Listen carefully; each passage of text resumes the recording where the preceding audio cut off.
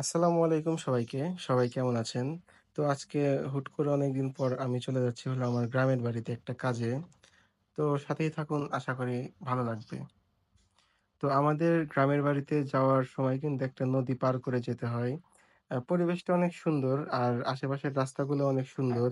But আজকে যে গরম পড়েছিল আসলে গরমে টেকাটাই মুশকিল। আর এই বাসায় এখন কেউ ওরকমভাবে থাকেও না যে কারণে ভালোমতো বাসার যত্নটাও নেওয়া হয় না। তো আজকে কিন্তু অনেক গরম হওয়ার পরেও এই গ্রামে আসলে যেটা ভালো লাগে সেটা হলো এই খোলা জায়গা থেকে এত সুন্দর একটা প্রাকৃতিক হাওয়া আসে যে হাওয়ায় আসলে মন প্রাণ একদম জুড়িয়ে যায়।